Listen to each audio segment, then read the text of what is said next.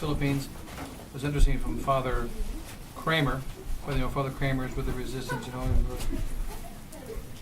I'd never heard the story before, but they got it on the internet now, I guess.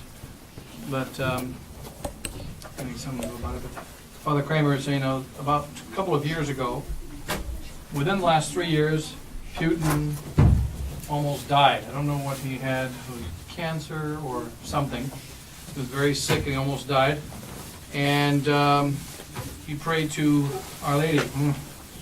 And of course, the Orthodox, they have Our Lady as well, but they were finding, the Russians are finding, when they pray to Our Lady under Russian titles, Orthodox titles, they don't get any results. When they pray to Our Lady under Roman titles, they do. And so I don't know which Our Lady it was, but he believed, I think it was Lady of Fatima, and he was cured. He then made a visit to Rome. This is in the last 2 years. And it was an official visit for, normal visiting the Pope in Rome. And he spoke to Pope Francis. And Putin told Pope Francis, "Will you please consecrate Russia to the Immaculate Heart?" And the Pope said, "We won't talk about Fatima." So the communist Russian dictator is asking the Pope to consecrate Russia, and the Pope was angry and says, "No, we won't talk about Fatima." Then it was actually a what do you call it? There's a close connected, very closely connected in the Kremlin, who's friends with Father Kramer. Putin has read Father Kramer's book on Fatima, and and the Devil's Final Battle, and also that. So there's been some indirect contacts from people connected very closely to Putin, and they also said that after walking off that meeting, Cardinal, we have to look on the internet the name, Vellerani, I can't remember his name, but if Father Kramer says his name, Putin's officer had spoke with the Cardinal, and they were standing in front of the statue of Lady of Fatima, and the Cardinal said, "I assure you, we will kill Fatima. We will kill Fatima." So Putin and the Russians were very offended. They felt snubbed by Pope Francis. And also there's a general move in Russia towards Romanism. They want to become Roman Catholic. But they don't want to become Francis and Benedict Catholic. They don't want to become that kind of Catholic. And so that the Putin's conversion was apparently a genuine conversion, and then there was also all this addition, these laws in Russia. There's a great animosity towards Russia now because of its anti-homosexual laws and bringing back morality. So even though Putin he's not Catholic, he's still a bit of Orthodox, but he's aiming towards Catholicism. And he wants Russia to be consecrated by the Pope, and he believes in Our Lady of Fatima. So there's like a mixed. So even though he's not Catholic, he's aiming. He's received some graces. He's aiming in that direction, and and of course the West is trying to make him into another Adolf Hitler and so on. But apparently, some of the acts of Putin. That there's again more and more signs, even though the world's getting worse, there's just yet another sign of Our Lady of Fatima, that the victory is there. And also one of the things that Father Chazelle pointed out, that never occurred to me before, but 6 months ago, listen, if you listen, he said, even in the rock and roll music and even in the modern literature, there is a general increase of a kind of a sadness of the modern man, but kind of calling for a mother, calling for something. There's just like in Russia, they are bringing back the St. Andrew's Cross. They are bringing back the traditions of Russia and speaking of Our Lady. And there's a devotion coming back to Russia, even though they're not Catholic. You can see it's aiming in the direction of a conversion. And in the West, you can see some similar signs. In that there's a kind of a despair in the West, an incredible sorrow in the West, which of course has been developing for many, many years. And yet it's not as malicious. You see it even in some of these musicians and some of the modern art that these whether poets or musicians, they're speaking about, I want out of this sorrow, I want out of this world is empty, I don't like it anymore, I'm not happy in this world anymore, and there's many songs like that, and even though they're speaking about the negativity in the world, it's not the same as the previous pure demonic worship Satan stuff of the good old days in the 1970s and 80s when you just used to go straight and worship Satan. Now we're finding there's a new group of individuals that they are not Catholic, they're pagans, they don't know about the Catholic faith, they don't know about the Blessed Virgin Mary, and yet we're seeing this call of they're wanting for help. It's kind of it's like Bishop Sheen says, there's two sides of mercy. Before you can have mercy, you have to have misery. You have to have wretchedness. And when the goodness of God meets the misery of man, you have mercy. And so that many men are wretched. We saw a few years ago the wretchedness of man. Many of these rich people and modern men, they're wretched, but they don't believe they're wretched. Now, people are recognizing. They're sorrowful, they're in agony, they're looking for some solution.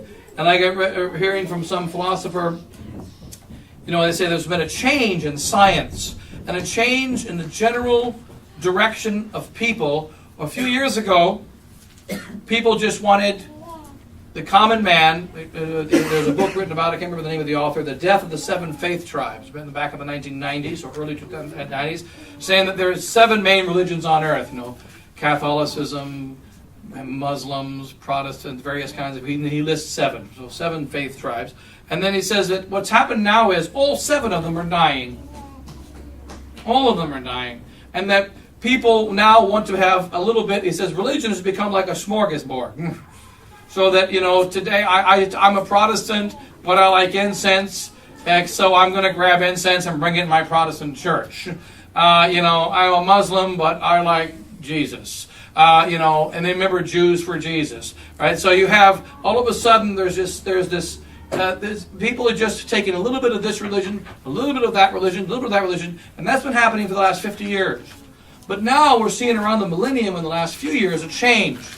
People are sick of eclectic religion. They're sick of division, and they want synthesis. Synthesis. In fact, one of the guys we're studying at the seminary is a Jesuit named Athanasius Kircher. And Athanasius Kircher, they call him the last Renaissance man. In fact, he's the last medieval man. He's the last man who died in 1680 or 1688, who had the complete vision of one world completely governed by God. One perfect, harmonious universe ruled by God. And he's the last guy who saw all that and believed in all that, a Jesuit. And well, now there's a Kircher society, which is increasing and increasing. And these are not Catholics that belong to this society. They're pagans. And so that I saw a report of one scientist talking about it. It says, why has Athanasius Kircher become popular, especially since the year 2000, after the year 2000? That the reason is because modern man is now looking for synthesis. He's sick of being torn apart. He's looking for synthesis. Now, the synthesis the devil is trying to prepare for modern man is a synthesis of the kingdom of the Antichrist. So the devil is deliberately putting together this synthesis so that they're all going to be ready to accept the Antichrist and a new one-world religion that's demonic. However, Christ is going to come in, and he's going to show who's in charge of the schedule. The devil is got the world prepared for the Antichrist right now. And then Christ is going to come in through the Blessed Virgin Mary and say, okay, bang, I'm the one in charge of the schedule. And the synthesis is going to be turned and so that the souls will be ready for a mass conversion to the Catholic faith through a miraculous intervention of heaven. And without the miraculous intervention, it's impossible. It's going in the direction of the Antichrist. But we can see little signs. Open the eyes of faith. You can see little signs in Russia, little signs in the West, little signs throughout that God is ready to make a massive victory. And so like this Putin thing, for instance. And that all we have to do is hold on a little bit longer, maintain our faith a little bit longer, make sure we don't allow any doubt to creep in a little bit longer. And the victory is very near. And there are many, many signs. Of course, we can't put a schedule and date on things. Only God can do that. He said, you do not know the day or the hour. Though our Lord said, you do not know the day or the hour, He did also give us prophecies so that we could know the circumstances, or we could know the general time. So even though we can't know the day or the hour, we can know the general time. And we're in that general time of this great victory of the Blessed Virgin Mary, blocking the reign of the Antichrist. The Antichrist will still come, but later. And we're preparing for the blockage of the Blessed Virgin Mary. A brief victory and glory spoken of by the Lady of La Salette, Lady of Fatima, and all the familiar Our Lady of Quito, and so on. But if we open our eyes, you can see we're very close to that. Very, very close. Many, many signs of this souls looking for the truth, but they don't know where to find it. And looking for, crying for some help, but they don't know who to cry to. And then the Blessed Virgin will come in and bring in the victory, So in any case, I think it's sufficient. Anybody better close? Any questions or whatever? Okay, would you say a quick Hail Mary and then close it there? Hail Mary, full of grace, the Lord is with thee. Blessed art thou amongst women, and blessed is the fruit of thy womb, Jesus. Holy Mary, Mother of God, pray for us sinners, now and at the hour of our death. Amen. Saint Vincent Ferrer, Pray for us. St. Jude, Pray for us. Lady Victory, Pray for us. Lady Sorrows, Pray for Lady us. of Christians, Pray for us. Ignatius. Pray for us. Yes, we were in the Philippines. There's 5 of us priests at a little meeting. Father Suelo, Father Kramer, myself, Father Giselle, and Father Hugo. Father Hugo's first visit to Asia. And he has never seen so many kids before. Well, the Philippines, kids everywhere. And compared to him, when we came back, everybody's 100 years old and dying. And so, but we saw the kids and all the kids coming out of the woodwork in the Philippines, and we said Mass there and met with the priest. We met also with Father Onoda. We saw Father Onoda, and briefly Father Fortin came in and just frowned and walked away. So a 2-second visit with Father Fortin. Father Hugo said, "You need to reread the Archbishop." Father Fortin said, "Not interested," and walked away. That was the conversation. That's all I needed to say. It covered everything. And then with the Father Onoda, we talked for about 3 hours. And Father Onoda he's a priest who gave us the boot 2-3 years ago. And during the middle of the conversation, Father Onoda is a very kind priest, a Japanese priest of the society. He was ordained in '93. But he was the one who had the privilege of giving us the boot. Father Giselle and I, in September of 2012, was our last day in a society priory, was there in Manila. And Father Couture, and Father Onoda gave us the proverbial boot. We were forbidden to say, even when we were staying there the last few days, we were forbidden to say Mass, even privately, on the side altars there in Manila. So I showed Father, these are the side altars we can't say Mass on. So I showed Father Hugo the beautiful altars and all that in Manila, and they're repainting the ceiling and re-gilding and all that. Father Giselle said, well, the gilding job is better now. They fix that. But in any case, Father Noda was trying to justify the heretical statements of Bishop Villay, trying to find a way to justify them, and he says that all that Father Pfeiffer and Father Giselle do is exaggerate, take out of context, and then that's it. Exaggerate, take out of context everything that Bishop Villay. So he says, well, how do you explain new Mass legitimately promulgated? And of course he said there that, well, if you understand legitimately promulgated, as the Pope has the power to make legitimate promulgations, and so Father Giselle pointed out, well, there's Mass, legitimate, promulgated. No Pope mentioned there. Mass, legitimately promulgated. So the subject is the Mass, and it's legitimately promulgated. But part of that says Pope has power to promulgate. And of course Pope has power to promulgate. That's another subject. That's De Ecclesia Christi. That's De Romano Pontifice. That's another section of dogmatic of theology. So this Mass legitimately promulgated is part of the canon law and the practice of the Church. The Mass is not legitimately promulgated, period, in any way, shape, or form. So he says, well, he doesn't know about that. And one thing that Because Father Chazelle had never met Father Noda, but in the very beginning, he said, Father Noda told us, well, Cardinal Ratzinger, we don't know if the syllabus is infallible anymore. We used to believe the syllabus of errors was infallible. But Cardinal Joseph Ratzinger says it's not. So we don't know. Now just think about that for a moment. A priest at the side of St. Pius X using Cardinal Joseph Ratzinger as an authority. He's a good authority on heresy. But to use him as an authority of any kind on the faith, if he believes it, it's wrong. And so, what are we doing even considering this man as an authority? The syllabus is infallible. It's a teaching of the church. The heresies contained therein and condemned therein are condemned. End of story. So it was kind of enlightening that Father Onoda, the very good priest, very kind priest, but he was very wasn't very happy when we stopped by. We were talking to him for 3 hours, but he's trying to change. He's trying to marry the old SSPX doctrine and the new. It doesn't work. He came up with a new theory that we'd never heard before. How do we reconcile the two churches with the one church? Two churches, one church.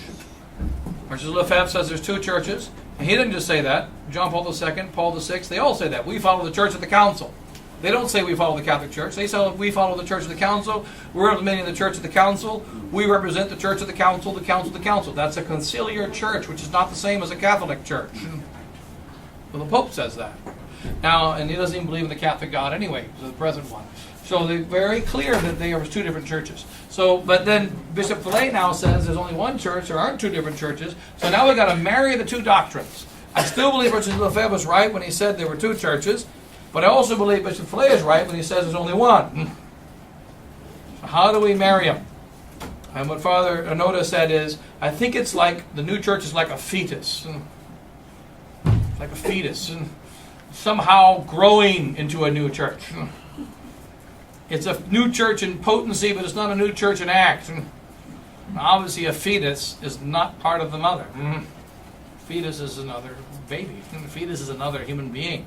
So the fetus example doesn't work. But he's saying that there's somehow it's a potentially a new. So there's still two churches, one real, one potential. But then there's only one church because there's only one real church. That way you get both doctrines. And so each priest is trying to find a way without any explanation from on high.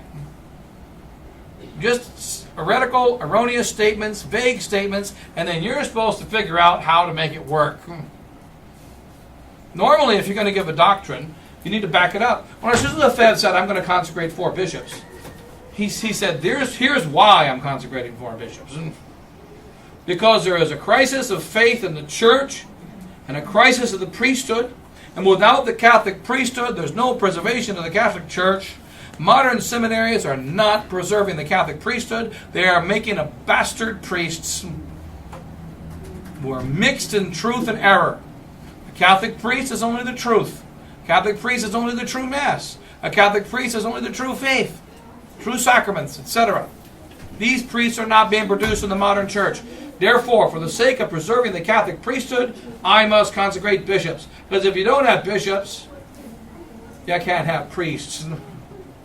And when Archbishop Lefebvre dies, there'll be no bishops. I have to consecrate 4 bishops, originally 3, then later on 4. 4 Catholic bishops who have the Catholic faith, who are going to express that faith clearly, and are going to give that faith to seminarians and will ordain young men to the priesthood of our Lord Jesus Christ to preserve the Catholic truth and the Catholic Mass. Not only the Catholic Mass, but the Catholic truth. He explained it. Then we went through a little bit of canon law, the Epikeia, the law of necessity. But he gave an explanation. He didn't just say, I'm going to consecrate 4 bishops. Trust me because I'm an experienced politician. Trust me because I was in charge of the Holy Ghost Fathers. You can trust me because I'm a really holy guy. And he didn't do that. He said, here's what I'm doing for the sake of the church. Here's a reason why I'm doing it. And if you really believe what I'm doing is wrong, then go ahead and step away. Don't want to force you to stay with something that you believe is wrong. But this is what I'm doing, and this is why I'm doing it, and it must be done. And if it isn't done, I'm going to go to hell. And I don't want to go to hell. Therefore, I'm going to do this. Like he said in 1976 and many other times. They will ask you, God will ask you, did you lend your hand to the destroying of the Catholic Church? I cannot lend my hand to the destroying of the church. Same question is being asked of us.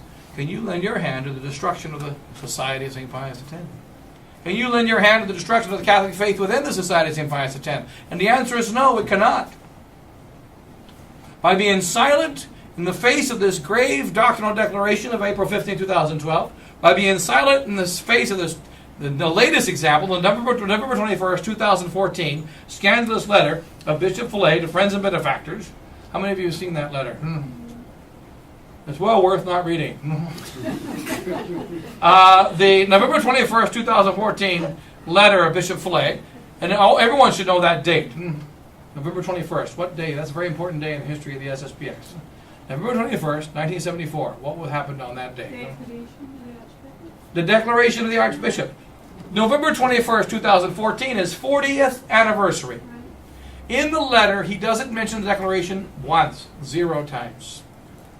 For an SSPX bishop, it's the equivalent of the example I gave earlier. It's the equivalent of a priest giving a sermon. Today is Christmas, and let us celebrate the Grinch, and Frosty the Snowman, and Rudolph the Red-Nosed Reindeer. You know Dasher and Dancer and Prancer and Vixen. And we forget to mention Jesus Christ. Okay, so you forgot something. That's a problem. If it's Christmas and you're talking about Dasher and Dancer and Prancer and Vixen, Comet and Cupid and Donner and Blitzen, and not Christ, we've got a serious problem.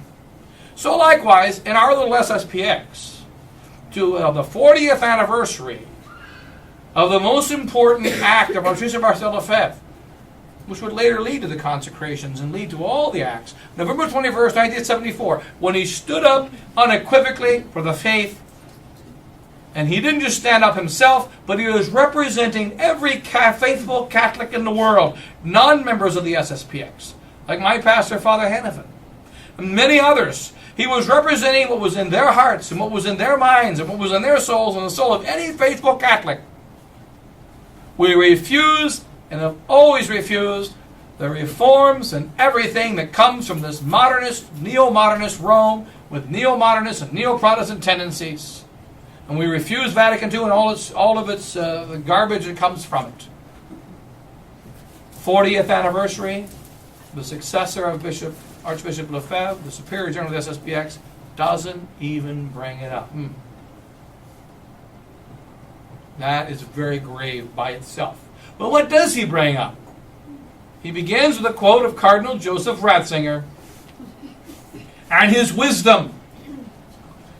The great wisdom of Cardinal Joseph Cardinal Ratzinger, who 17 years ago in 1997 had a very pessimistic view of the future of the church. Because in 97 the church was just, it was wonderful. Everybody was going to church. There was love everywhere. Everybody had the faith. It was just a wonderful time in the Catholic Church. That's what's implied. 97 was a horrible time in the Catholic Church. But when you say I've got a pessimistic view of the future, it means it's pretty optimistic right now, but it's going to be dark tomorrow. And the pessimistic view of the future is there'll be little seeds, little mustard seeds, living lively faith, more like the gospel times. And when Joseph Cardinal Ratzinger says that, what does he mean? He means there'll be a mustard seed over here called the Joy Ministries. Then there'll be a mustard seed over there called the SSPX MC. Only I forget that one. There'll be a mustard seed called the Indult Communities. There'll be a mustard seed called the Jews, and a mustard seed called the Muslims, and a mustard seed called the guys that worship, my last dog that died. And there will be other mustard seeds who just believe. Because remember, when Joseph Ratzinger speaks about faith, he means belief. Not belief in something, but the act of believing.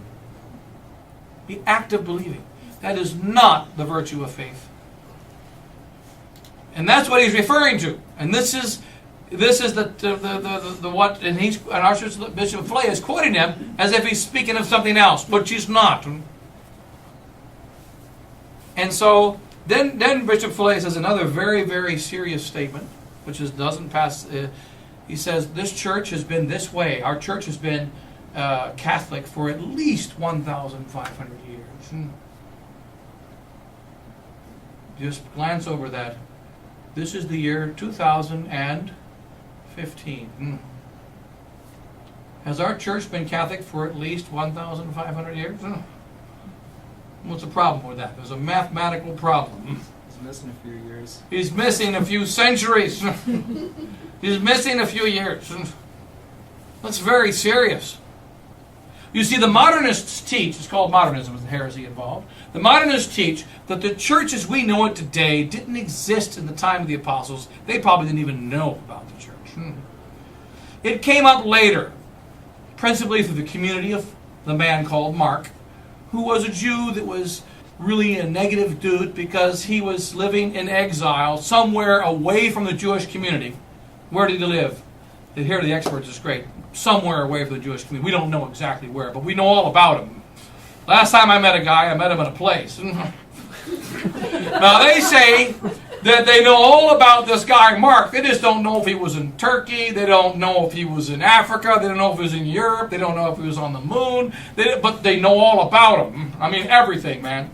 And so he lived sometime after the year 70 A.D., and he became the father of this Jewish sect, which became known as later on the Christian community, and then later on the Catholic Church. By the year 500, it had already pretty well solidified. Now, if you're very conservative, you might believe even by the year 300. So, for instance, St. Peter was a pope, St. Andrew was a bishop. But Andrew wasn't a bishop like Alphonsus was a bishop. Peter wasn't a pope like St. Pius V was a pope. They didn't have the same idea of papacy and episcopacy. That's what these modernist pukeheads teach. Now, when you say the church is at least 1,500 years old, you're saying a lie. The church, in fact, is 6,000 years old. But in its New Testament version, Catholic Church, it is 2,000 years old. You see, one of the troubles of staying within the mainstream society, you endanger your faith. When you hear Cardinal Joseph Ratzinger, you're like, duh! That raises up the antenna for anybody who has half of the faith. The faith of the super small f.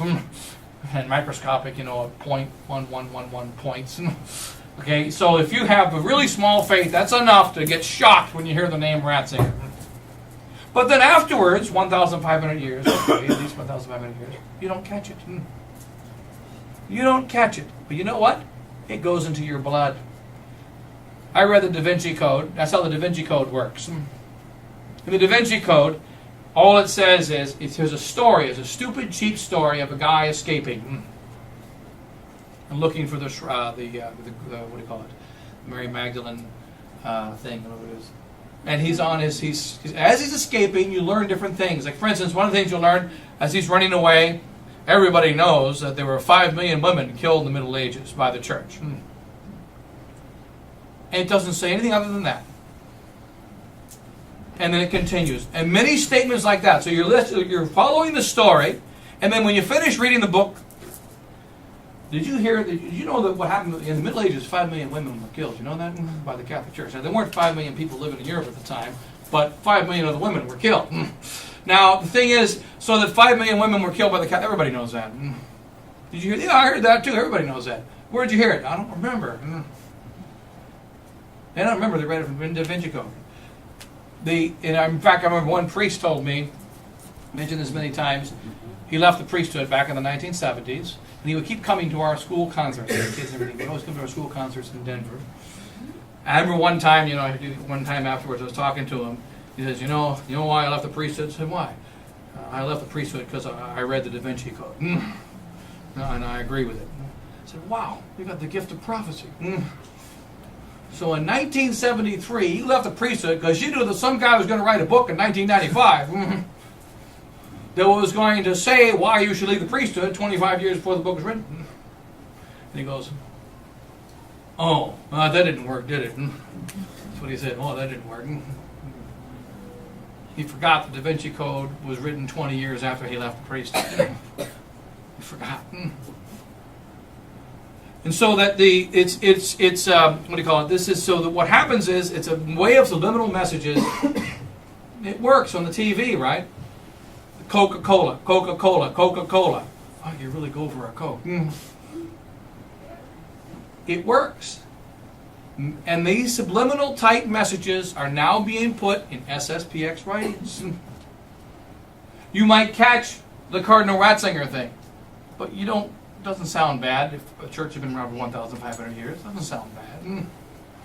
Now it's in your head. It's in your head from a trustworthy source. And now you hear somewhere else about the church being 1,200, 1,500 years, and you start arguing about the age of the church.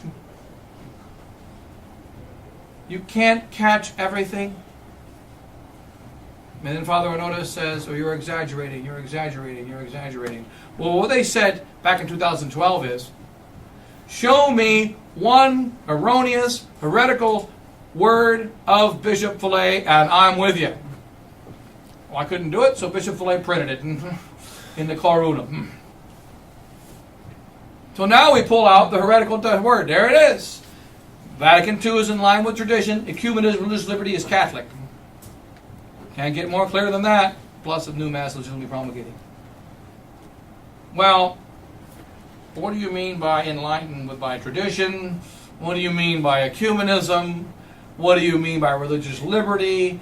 It's not. It seems ambiguous to me. One beautiful thing about the April 15, 2012 document, a doctrinal declaration is what it's called, is that it's not ambiguous. It's 100% clear, straight to the point. Error, error, error, heresy, heresy, heresy. Straight up.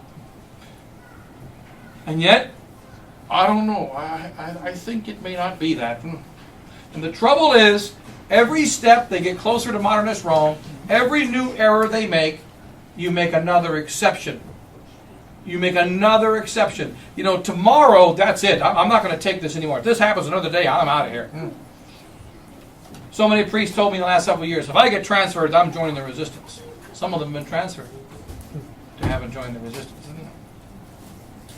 Now they say, well, if I hear this really bad thing, I'm joining the resistance. The day Bishop Fillet signs a deal, I'm joining the resistance. The day I hear heresy, I'm joining the resistance. The day they have dancing girls, I'm joining the resistance. It never stops. Same is true of the faithful. Never stops. You see all the things declining in the parish. You see the handwriting on the wall. You see the decline. Well, you know, it's still the Latin Mass. But you know what? When you're on a sliding board, you can't go back up. You got to get off. We always used to play a sliding board game. You had the rule where when you're on the sliding board, you couldn't grab onto the side because that's cheating. And you had to have your socks on, and you had to try to run up the sliding board without touching the side. And the last one down wins. So whoever can stay on it the longest without cheating wins. But nobody ever makes it to the top unless you cheat. You just you can try running it against a sliding board. It doesn't work. You got to get off. Very dangerous for the faith. You got to get off. But anyway, you better close for real this time.